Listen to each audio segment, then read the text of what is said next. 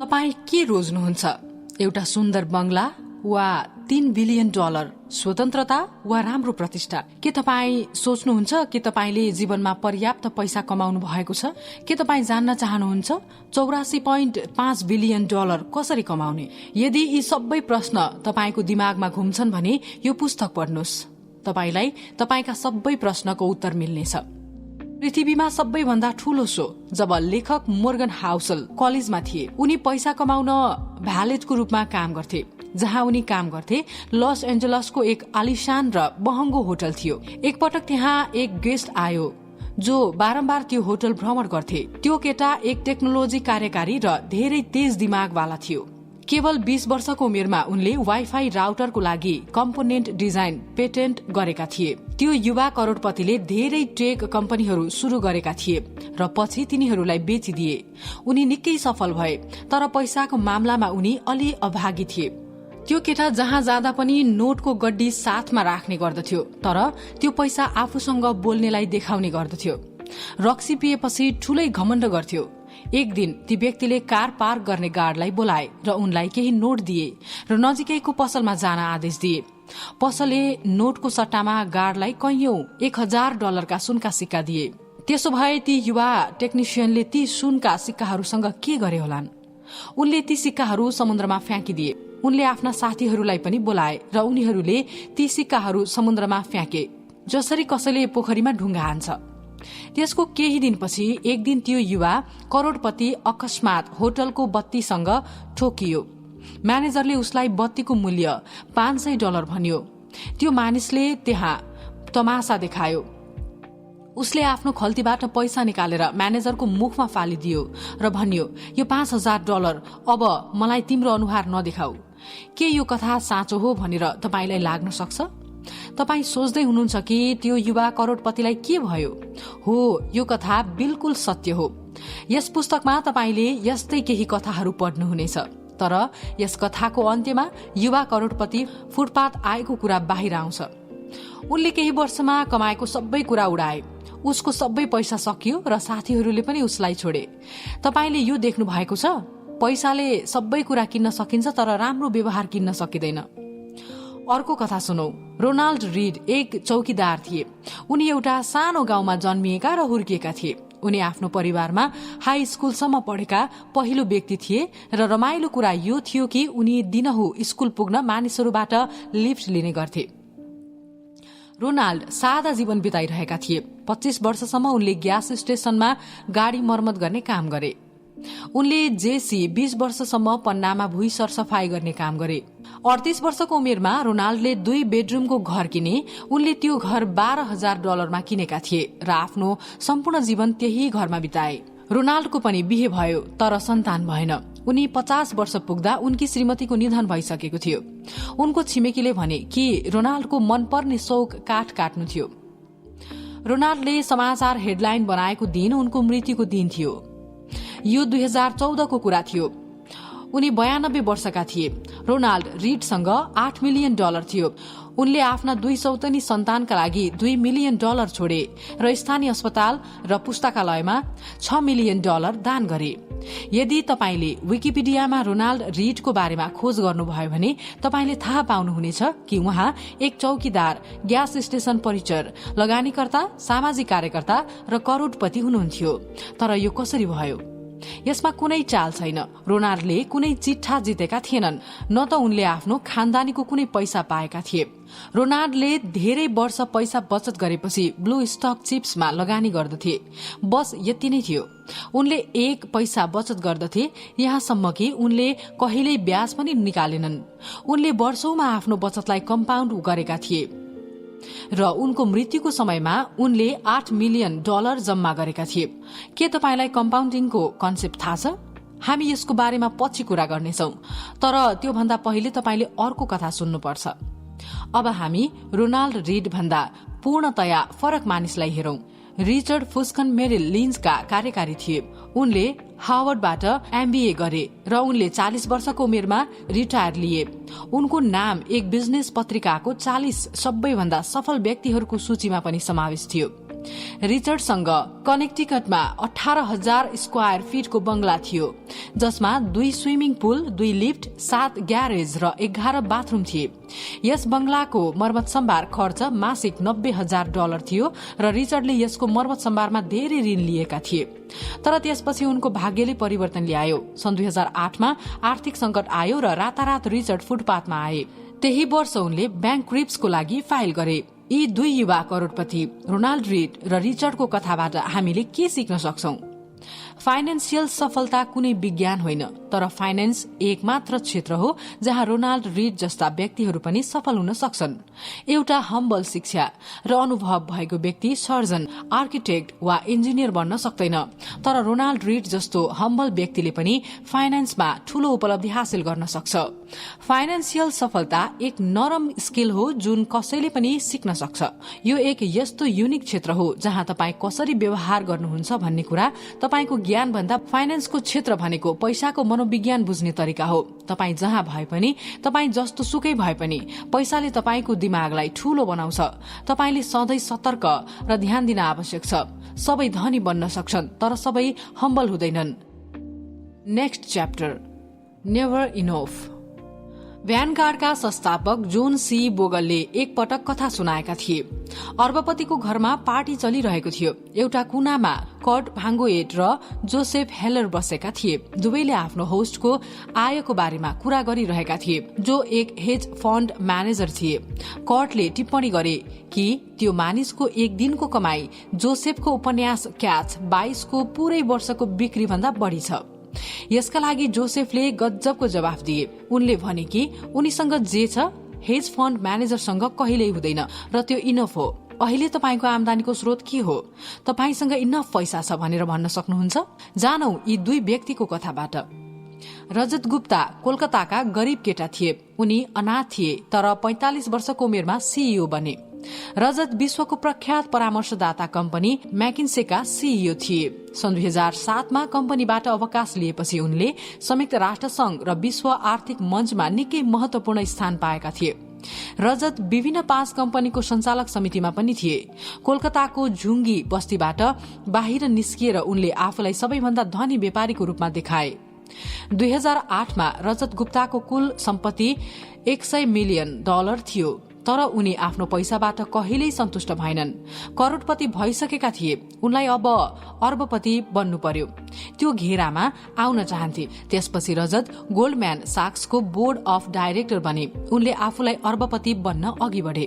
2008 मा Goldman socks आर्थिक संकटको चरणमा थियो। वारेन बफेटले यसलाई बचाउन कम्पनीमा $5 बिलियन लगानी गर्ने निर्णय गरे। बोर्ड सदस्य भएकाले रजत गुप्ताले यो कुरा पब्लिक भन्दा पहिले थाहा पाए। वारेनको फन्डिङले गर्दा बेशक कम्पनीको स्टक बढ्ने सम्भावना थियो। बोर्ड बैठक बोलाएको 16 सेकेन्डपछि रजतले हेज फण्ड म्यानेजर राजरत्नमलाई बोलाए। यो कल कहिल्यै रेकर्ड गरिएको थिएन, तर राजले तुरुन्तै गोल्डम्यानको 175,000 शेयरहरू किने। धेरै घण्टापछि वारेनको सम्झौताको खबर जनतामा पुग्यो। गोल्डम्यानको स्टक आकाश छोयो।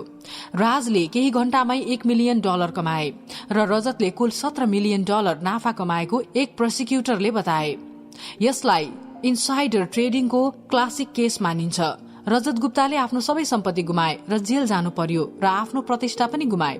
रजतसँग पहिले नै $100 मिलियन थियो भने उनलाई थप $1 अर्ब किन चाहियो? उनीसँग पहिले नै धन, प्रसिद्धि, शक्ति र स्वतन्त्रता थियो, तर लोभका कारण उनले सबै गुमाए, किनभने रजत गुप्तासँग पर्याप्त चेतना थिएन। यस कथाबाट हामीले 3 वटा कुरा सिक्न सक्छौं।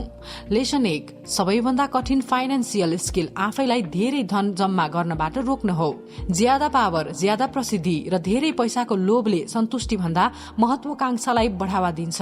यस बिन्दुमा आउँदा जब तपाईँ अगाडि बढ्नुहुन्न, तपाईलाई पछि परे जस्तो लाग्छ र त्यसपछि अगाडि बढ्नको लागि तपाईले सबैभन्दा ठूलो रिस्क लिनुहुन्छ। आधुनिक पुँजीवाद 2 कुरामा धेरै राम्रो छ। धनको साथमा तिमी पनि लोभी बन्छौ। मानिसले आफ्नो सीमा बिर्सन्छ, उसलाई कहाँ रोकिने थाहा हुँदैन। लेसन नम्बर 2, सोसियल कम्प्यारिजन यानी अरूसँग तुलना गर्नु एक समस्या बन्छ। मानौ एक फुटबल खेलाडीले एक वर्षमा $500,000 बनाउँछ। उसँग पहिले भन्दा धेरै पैसा छ, तर यदि हामीले उसलाई माइक ट्राउटसँग तुलना गर्छौं, जससँग प्रति वर्ष $430 मिलियन 12 वर्षको कन्ट्र्याक्ट छ, तब हामी यो खेलाडी उसको सामु एकदम गरिब मान्छौं। अब मानौ एक हेज फण्ड म्यानेजर जसले $36 मिलियन कमाउँछ, तर 2018 मा top 10 highest paid hedge fund म्यानेजरहरूले कम्तीमा $340 मिलियन एक वर्षमा कमाए। त्यसले यो $36 मिलियन हामीलाई धेरै कम देखिन्छ। तर के हुन्छ यदि टप 10 हेज फण्ड म्यानेजरहरूले एक वर्षमा $340 मिलियन कमाउनेहरू आफूहरूलाई टप 5 सँग तुलना गरे भने? टप 5 हेज फण्ड म्यानेजरहरूले $770 मिलियन कमाउँछन्।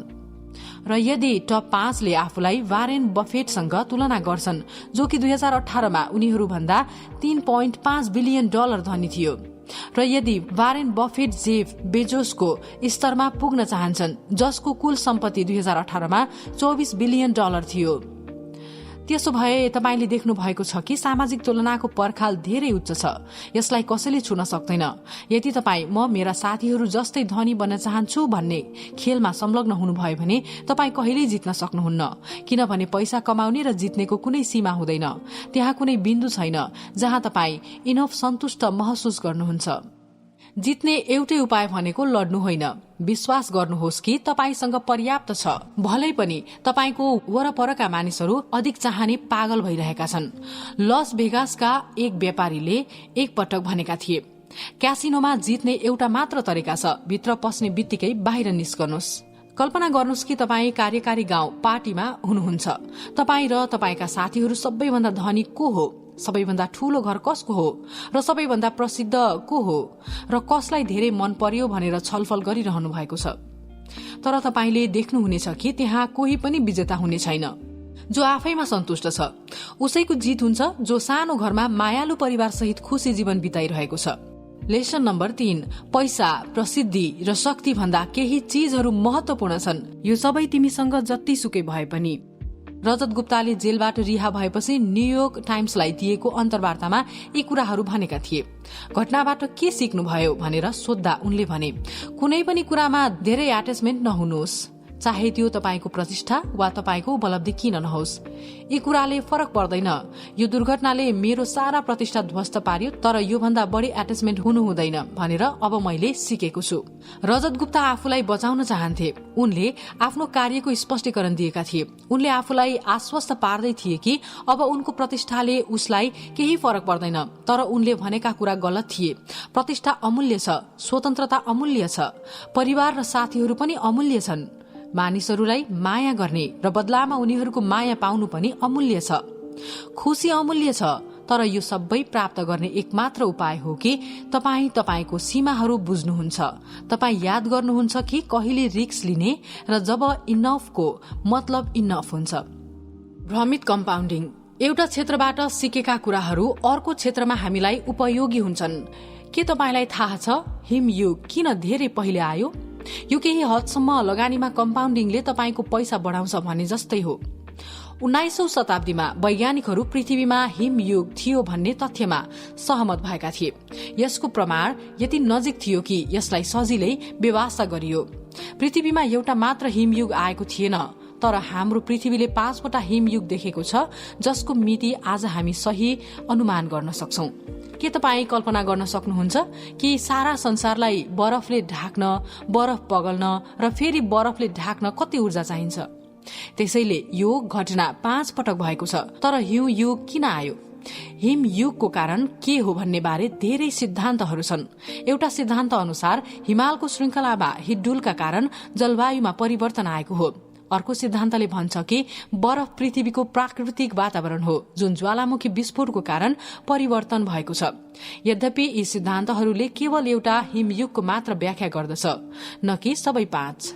प्रारम्भिक $1900 एक सर्बिया वैज्ञानिक मिलनकोभिकले सौर्य मण्डलमा पृथ्वीको स्थितिबारे अध्ययन गरे र सूर्य र चन्द्रमाको गुरुत्वाकर्षण बलले पृथ्वीको अक्षमा प्रभाव पार्छ भन्ने निष्कर्षमा पुगे। मिलनकोभिकले भने कि कहिलेकाहीँ यस्तो हुन्छ कि पृथ्वी आफ्नो अक्षमा धेरै झुक्छ, जसका कारण यसले सामान्यभन्दा बढ़ी सौर्य विकिरण प्राप्त गर्दछ।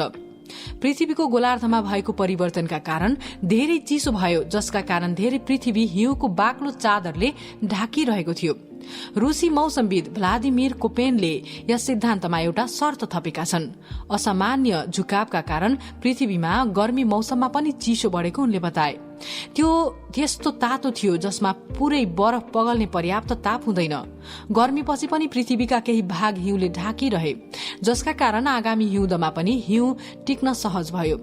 वर्षै पछि पुरै पृथ्वी बरफले ढाकेको नभएसम्म बरफका तहहरू बरफको माथि जम्मा भइरहे र यसरी हिमयुग अस्तित्वमा आयो। तपाईले देख्नुभयो, कम्पाउन्डिङको अवधारणा पनि यस्तै हुन्छ। मानौ तपाईले आफ्नो वार्षिक तलबको 10% इन्डेक्स फण्डमा जम्मा गर्न थाल्नुभयो र तपाईको वार्षिक ब्याज दर 10% छ। त्यसो भए अर्को वर्ष तपाईसँग तपाईको तलबको 10% ब्याज दर हुनेछ। त्यसपछि तपाईले 2034 सम्म आफ्नो तलबको 10% जम्मा गरिरहनुभयो। प्रत्येक वर्ष तपाईले 10% थप्दै हुनुहुन्छ र प्रत्येक वर्ष तपाईको 10% ब्याज दर पनि बढ्दैछ। यदि तपाईले त्यो पैसा अर्को 10 वर्षसम्म निकाल्नु भएन भने तपाई करोडपति बन्नुहुनेछ।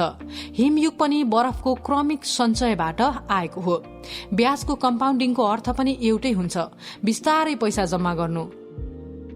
के तपाईलाई थाहा छ, वारेन बफेटले 10 वर्षको उमेरदेखि मात्रै लगानी गरिरहेका थिए। उनले आफ्नो ब्याजको पैसा कहिल्यै फिर्ता गरेनन्। उनले त्यो पैसा धेरै वर्षसम्म जम्मा गर्न दिए र जब उनी 89 वर्ष पुगे उनीसँग $84.5 बिलियन थियो। यो उनको अनुशासन र 8 दशकको कम्पाउन्डिङको परिणाम थियो। यदि तपाई गणना गर्नुहुन्छ भने वारेन बफेटले आफ्नो 50औं जन्मदिनपछि $84.5 बिलियन कमाए। यो सबै कम्पाउन्डिङको शक्ति हो। यो समीकरणको बारेमा सोच्नुहोस्। 8 लाई 9 पटक जोड्दा 72 त्यो योगफल हो। तर के हुन्छ जब तपाईले 8 लाई 9 पटक गुणा गर्नुहुन्छ?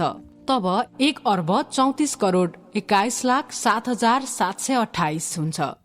के तपाईले फरक देख्नुभयो? जब वारेन आफ्नो 20 वा 30 को दशकमा थिए उनले आफ्नो पैसा त्यसरी खर्च गरेनन् र उनले 60 वा 70 वर्षको उमेरसम्म लगानी गर्न छोडेनन्। उनले निरन्तर लगानी गरिरहे। उनले 25 वर्षसम्म पैसा जम्मा गरे। वारेनको सम्पत्तिमा धेरै पुस्तकहरू पनि लेखिएका छन्। फेरि तिनीहरूसँग $84.5 बिलियन छ। उनले 10 वर्षको उमेरमा लगानी गर्न थाले र 89 वर्षको उमेरसम्म जारी रहे। यदि कुनै पुस्तक साँच्चै कम्पाउन्डिङमा लेखिएको छ भने यसको नाम शट अप र वेट हुनुपर्छ। धनी हुनु र धनी रहनु बीचको फरक। धनी बन्ने धेरै तरिका हुन सक्छन्, तर धनी रहन एउटै उपाय छ।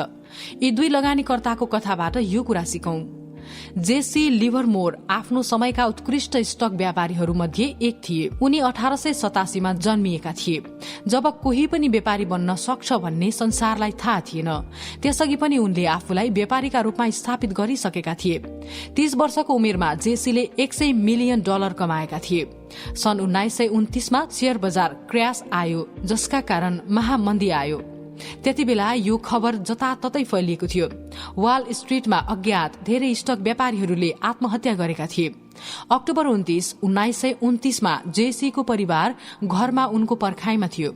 उनकी श्रीमती र 2 छोराछोरी उनको आगमनको पर्खाइमा ढोकामा उभिरहेका छन्। उनी सासू सुत्ने कोठामा बसेर रोइरहेकी थिइन्। जेसी घर पुगे उनी स्तब्ध भए, तर ब्याङ्क्रप्सी भएकाले होइन। उनले सबै कुरा आफ्नी श्रीमतीलाई बताए। यस्तो भयो कि जेसीले शेयर बजार तल आउने शर्त लगाए र उनको अनुमान सही साबित भयो र उनी करोडपति बने। त्यो दिन अक्टोबर 29 मा उनले $3 अर्ब कमाए। जब सबैले स्टक रेट माथि जान्छ भनेर बाजी लगाइरहेका थिए, जेसीले स्टक बजार तल जाने भविष्यवाणी गरेका थिए। त्यसपछि के थियो? बाजी जिते र रातारात अर्बपति बने। तर अब्राहम जर्मनस्कीको साथ केही फरक भयो। अब्राहम एक धनी घर जग्गा विकासकर्ता थिए। सन् 1920 को दशकमा उनी करोडपति बनेका थिए। अन्य व्यापारीहरू जस्तै अब्राहमले पनि शेयर बजार निरन्तर उकालो लाग्ने दावी गरेका थिए। शेयर बजारमा गिरावट आएको केही दिनपछि अब्राहम बेपत्ता भएका थिए। वास्तवमा उनले आत्महत्या गरेका थिए। अब फेरि जेसी लिभरमोर आउँछन् र आफ्नो कथा पूरा गर्छन्। 1929 को दुर्घटनापछि जेसी अति आत्मविश्वासी र रोक्न नसकिने भयो। उनले एकपछि अर्को ठूला शर्त राख्दै जित निकाल्दै गए। जेसीले आफू सधैँ यसरी नै जित्ने महसुस गरे। तर 1933 उनले शेयर बजारमा आफ्नो सबै पैसा गुमाए। जेसी पनि केही दिनपछि बेपत्ता भए र आफ्नो ज्यान लिए। अब्राहमलाई जे भयो 4 वर्षपछि उनलाई पनि त्यस्तै भयो। अब्राहम जस्तै उनी पनि आत्महत्या गर्न बाध्य भए। त्यसो भए तपाईले देख्नुभयो, दुवै पुरुष धनी भए तर आफ्नो सम्पत्ति कायम राख्न सकेनन्। पैसा कमाउनु एउटा कुरा हो, तर राख्नु फरक कुरा हो। पैसा कमाउनको लागि बाहिर निस्कनुपर्छ, जोखिम मोल्नुपर्छ, तपाई आशावादी हुनुपर्छ, तर पैसा जोगाउन नम्र हुनुपर्छ। याद राख्नुपर्छ कि जुनसुकै बेला कुनै पनि सेकेन्डमा तिम्रो सारा सम्पत्ति लुट्न सकिन्छ, किनकि जीवन यस्तै छ। यहाँ कहिले के हुन्छ कसैलाई थाहा छैन। कहिले माथि त कहिले तल आउँछौ। पैसा कायम राख्न तपाईले पैसालाई बुद्धिमानीपूर्वक प्रयोग गर्न सिक्नुपर्छ। र यो पनि सत्य हो कि पैसा मेहनतले कमाइन्छ, तर कमाउनमा भाग्यको पनि ठूलो हात हुन्छ। जीवनमा सधैँ याद राख्नुस् कि सफलता स्थायी कुरा होइन। जीवनमा पराजय र असफलता अवश्य हुन्छ। हिजोको सफलताले भोलिको सफलताको ग्यारेन्टी गर्न सक्दैन। अब हामी वारेन बफेटमा फर्कौं र हेरौं कि उनले 70 वर्षसम्म आफ्नो सम्पत्ति कसरी कायम राखिरहे। उनले आफ्नो पैसा 10 वर्षको लागि लगानी गरे र यसलाई 1 दशक भन्दा बढ़ीको लागि कम्पाउन्ड गर्नु अनुमति दिए र 89 वर्षको उमेरमा उनीसँग $84.5 बिलियन थियो। वारेनलाई लगानी थाहा छ। उनलाई थाहा छ कुन कम्पनीहरू लगानीको लागि उत्तम हुनेछ। उनीहरूलाई पनि थाहा छ कि सस्तो स्टक कुन हो र उनलाई सबैभन्दा प्रभावकारी म्यानेजरहरू थाहा छ। अनि यसरी उनी धनी मानिस बने। तर वारेनले यसरी आफ्नो सम्पत्ति कायम राखे। उनी कुनै पनि भ्रममा परेनन्। उनले 14 मन्दीको सामना गरे तर कहिल्यै आतिएनन् र आफ्नो स्टक बेचे। उनले आफ्नो प्रतिष्ठा दाउमा राखेनन्। उनले आफूलाई कुनै एक रणनीति, एक विचार वा एक पासिङ ट्रेडमा सीमित गरेनन्। उनले कहिल्यै पद त्याग गरेनन् र निवृत्ति पनि भएनन्। 65 वर्ष बितिसक्दा पनि उनले कम्पाउन्डिङ गरिरहे र यसरी वारेन बाँचे। निष्कर्ष, यस पुस्तकमा तपाईले एउटा युवा प्राविधिक प्रतिभाको कथा पढ्नुभयो जसले $1000 सुनको सिक्का समुद्रमा फ्याँकेका थिए। तपाईले यस पुस्तकमा रोनाल्ड रीडको कथा पनि पढ्नुभयो जसले एक नम्र चौकीदार भए पनि परोपकारमा $8 मिलियन दान गरे। तपाईले रिचर्ड फुस्कोनको बारेमा पनि पढ्नुभयो, हार्वर्ड MBA स्नातक र रियल इस्टेट लगानीकर्ता जसले 2008 संकटमा सबै कुरा गुमाए। र तपाईले यस पुस्तकमा रजत गुप्ताको कथा पनि पढ्नुभयो जसलाई $100 मिलियन भए पनि थप $1 बिलियन चाहिएको थियो। यस पुस्तकमा तपाईले जेसी लिभरमोर र अब्राहम जर्मनस्कीको कथा पनि सुन्नुभयो। ती मध्ये एकले दिनमा $3 अर्ब कमाउने गर्थे भने अर्कोले आफ्नो सबै पैसा गुमाए। पछि दुवैले आत्महत्या गरेका थिए। अन्तमा तपाईले यो पुस्तकमा वारेन बुफेको बारेमा पढ्नुभयो। त्यसो भए तपाई यी सबै व्यक्तिहरू मध्ये को जस्तो बन्न चाहनुहुन्छ?